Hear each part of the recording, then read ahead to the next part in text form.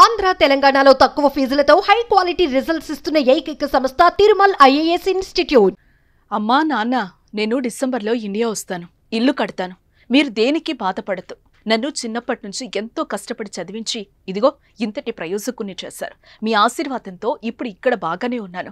కొంత డబ్బు వెనకేశాను. ఆ డబ్బుతో మీకు మంచి ఇల్లు కట్టి మీరు జీవితాంతం హ్యాపీగా ఉండేందుకు అన్ని ఏర్పాట్లు చేస్తాను. మీకు నేనున్నాను అని ఆ కొడుకు చెప్పిన మాటలు ఆ వృద్ధ దంపతుల మనసులో ధైర్యాన్ని నింపాయి. కానీ అవే చివరి మాటలవుతాయని అనుకోలేదు ఆ తల్లిదండ్రులు.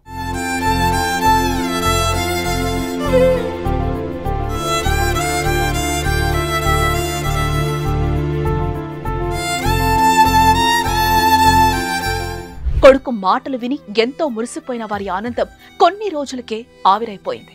అమెరికా నుండి వచ్చిన ఫోన్ కాల్ వారి ఆనందాన్ని పటాపంచలు చేసింది. అమెరికాలో స్విమ్మింగ్ పూల్లో చనిపోయిన తప్సీ ప్రవీణ్ తల్లిదండ్రుల విషాదగాథ ఇది. సూర్యాపేట జిల్లా ఆత్మకూరు ఎస్ మండలం పాతర్లపహాడ్ గ్రామానికి చెందిన తప్సీ నాగయ్య, సత్యవతి దంపతుల కుమారుడు తప్సీ ప్రవీణ్. చిన్ననాటి నుండి చదువులో మేటి. ఫిజిక్స్ పై ఆయనకున్న పట్టును చూసి అమెరికాలో ఉపాధ్యాయుడిగా అవకాశం రావడంతో 5 ఏళ్ల క్రితం వెళ్లాడు.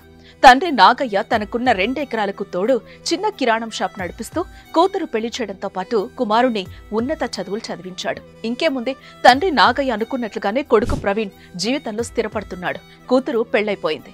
చిన్నప్పటి నుంచి గొడ్డు చాకరీ చేశాం, ఈ వృద్ధాప్యంలోనైనా విశ్రాంతి తీసుకుందామనుకున్నారు ఆ దంపతులు.